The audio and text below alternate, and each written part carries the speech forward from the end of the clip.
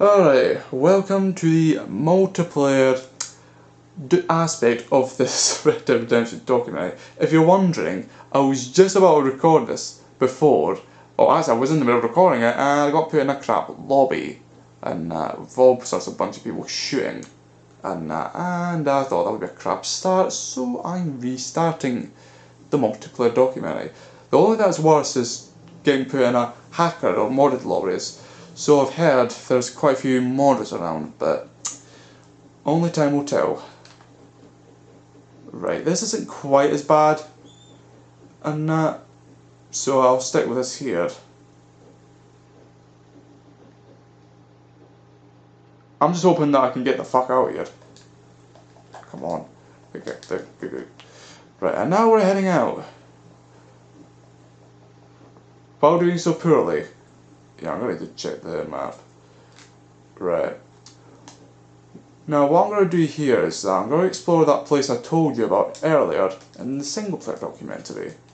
And I go into the winter area. I mean, there's 3 islands in the game. One's comprised of just a general savanna type area.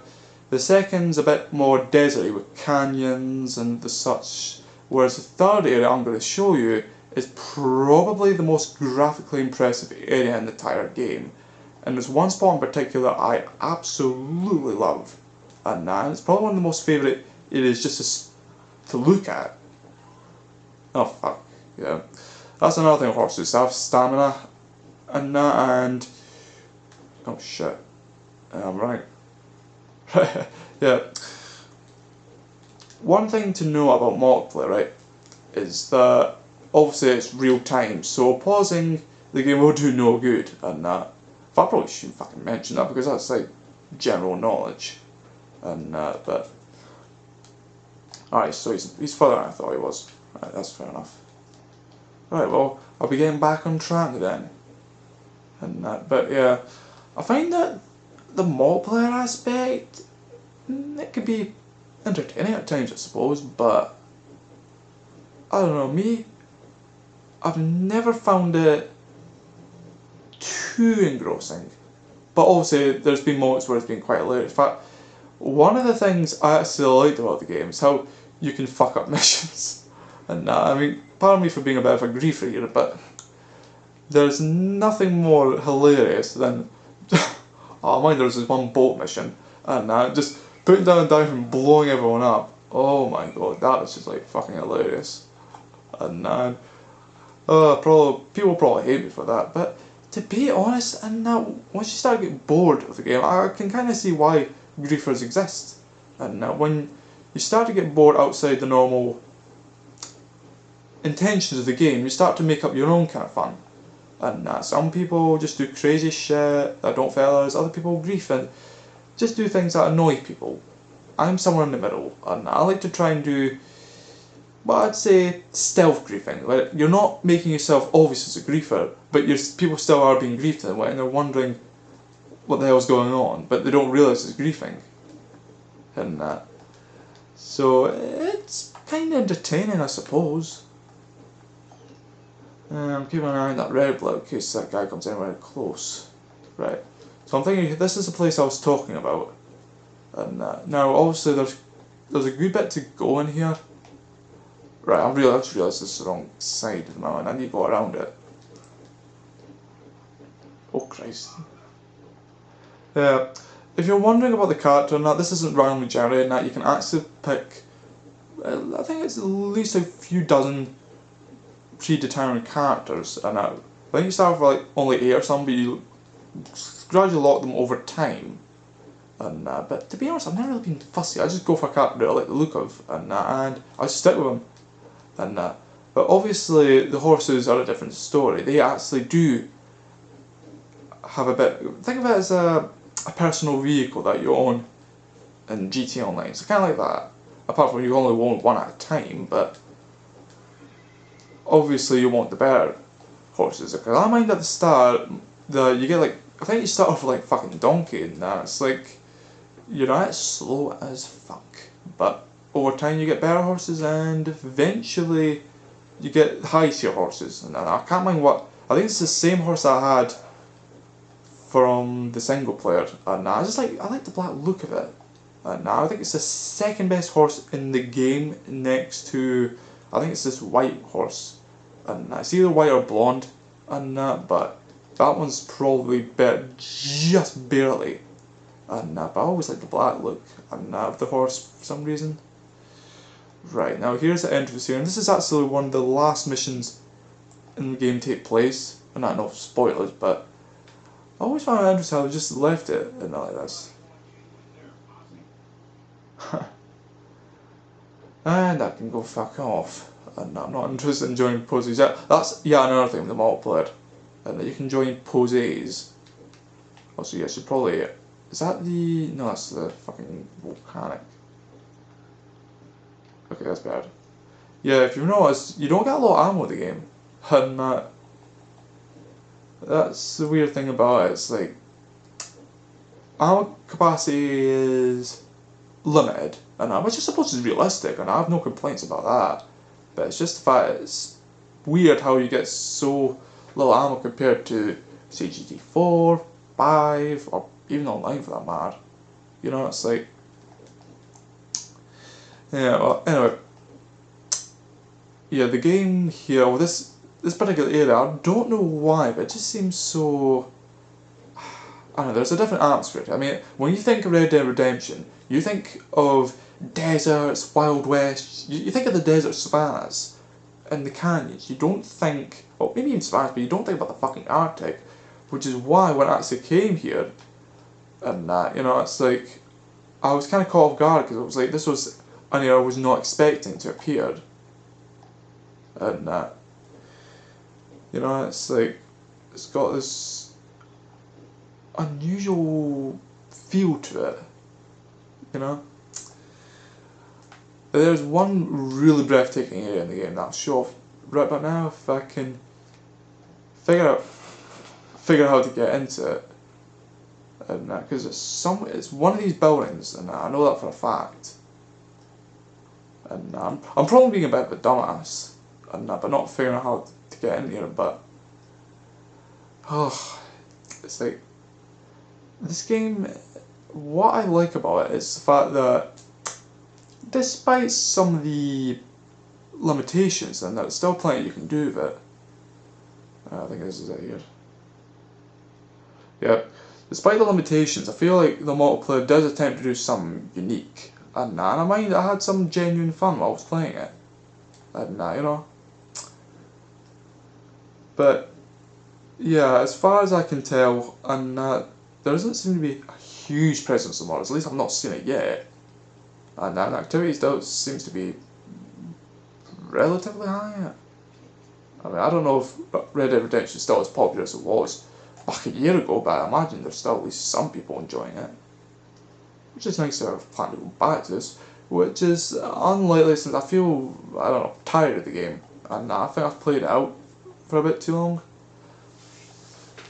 And I mean, it takes a really good game for me to like just genuinely enjoy it over and over again, like GTA 4, and a couple other games like Level Planet, and half an hour of Rainbow Six Vegas 2, and I'm still iffy about after that one time it deleted all my fucking saves, and but anyway, here we have what I would call to be one of the best, and I mean the best atmospheres in the game. I mean, just fucking look at it. It's like, I've always enjoyed this view right here, and I don't know why, but it's always kind of stuck with me in a way. That it has. Of course, you've yet to see the other side of things. And I'm wondering, can I fast? I don't think I can, but I'll try. And I'm going to try and get to. Oh, what's that place? For some. Yeah, this is it. El Presidio. No, I can't get that. Right. Yeah, if you're wondering about the exact details, this is like, that's the first island I was telling you about, yeah, this big power here. Then the second one, that's the second one you get. But funny enough, the third one's the smallest. I mean, when you look down it, you only get that small chunk there. And although, to be fair, it's the most, I would say, the most formal of islands, and I don't know why. Compared to the other two, this one just seems a bit more fancy in general. But yeah, I would say this year's got great stunning view, and overall, I'd say it looks quite nice. Let me just see, I want to see if that guy's closing in.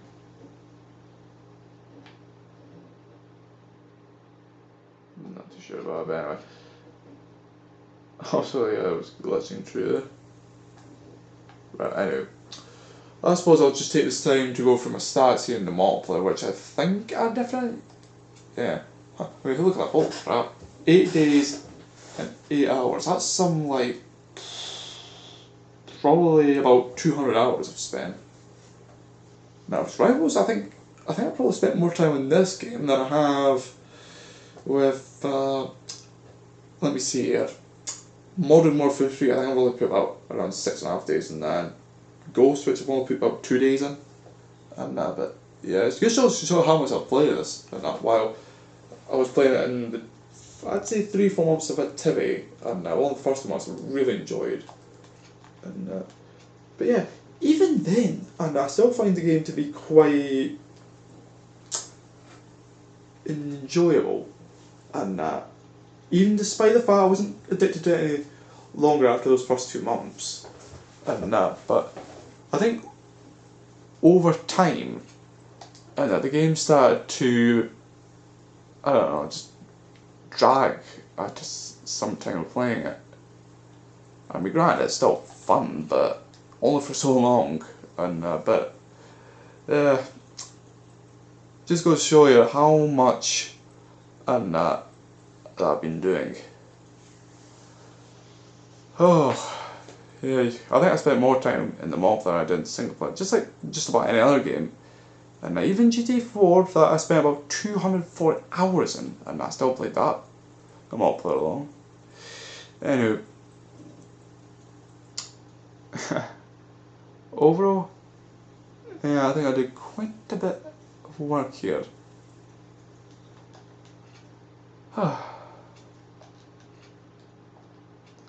And I'll use all my favourite weapons. High power pistol, Evans repeater, semi-auto shotgun, and of course high power pistol, because that's probably one of the best weapons to use overall. And it's quick, it's easy to carry around, and it's actually fairly accurate, and if you could believe it. I think the only problem is it's not got as much ammo as some of the other weapons, but if you are accurate enough with it, you shouldn't be fucking missing, because 8 bullets can kill anything in the game. Anything. As long as you aim at the fucking head, and then yeah, it should be fine. I'm actually wondering about this one stat. Multiplayer experience. Humdy hum. Actually, I have no idea what that means. And maybe it's like, I don't know, user ID code or something. And but that could be anyone's guess. But yeah, that's about it for the stats. Whether I'll show up missions or not, that's anyone's guess. And I mean, maybe I might show off one. But, oh no, it wasn't 46, it was 44. Huh. And those legendary awards, they're like the prestiges you can get in the game. But to be honest, I've never really fucking bored with them. And I probably never will. Alright, let's see. Is there a way to trigger missions? Oh, no. Land, no. Stats. Journal. That's no good. Weapons. Multiplayer? No, I've just done fucking multiplayer a moment ago. Social club? Nope. Game? No. Yeah, I forgot how you trigger them. And there's this one mission I really want to show off. And I'm trying to figure out how you do that. Oh, right. I think I remember there. And what I think you need to do is you need to go back out and then do multiplayer in a different way? Question mark. This is probably a waste of 2-3 minutes if it turns out that's false, but I'd say it's worth a go. Your gameplay information may be displayed on web pages and leaderboards.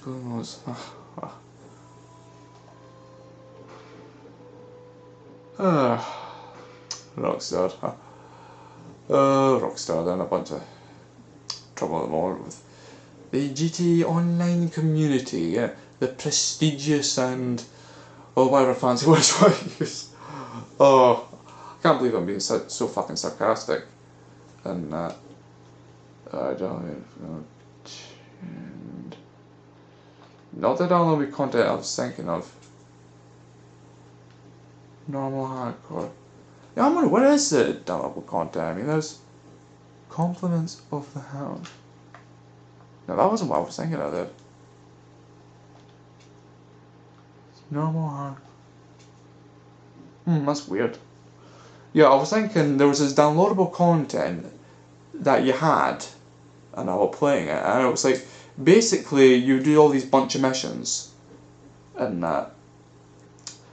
But I'm thinking what might be the problem is I might have not actually downloaded it because I've got a new PS3, and so that might be the problem. Not 100% certain, but I think that's the problem.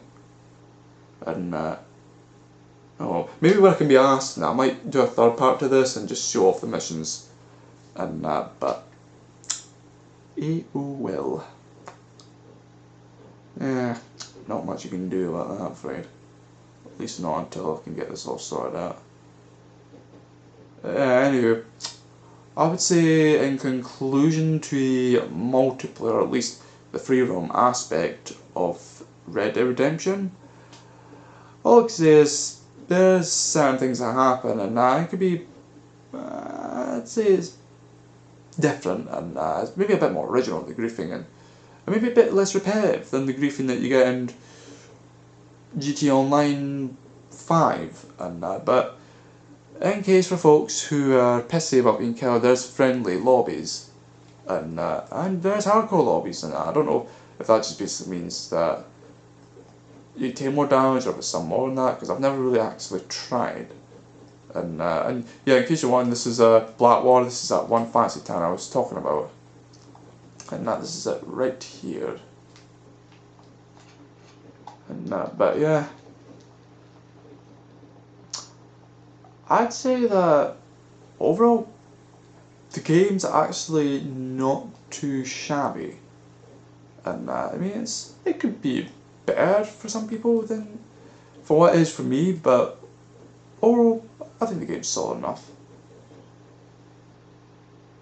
Right, I'd say this concludes it for the multiplayer freedom documentary, and yeah, I will probably be back at some point for the missions and that if I can be asked doing it, but well, next time you'll see me covering the missions, and hopefully we'll cover at least 2 if not 3, and till then folks.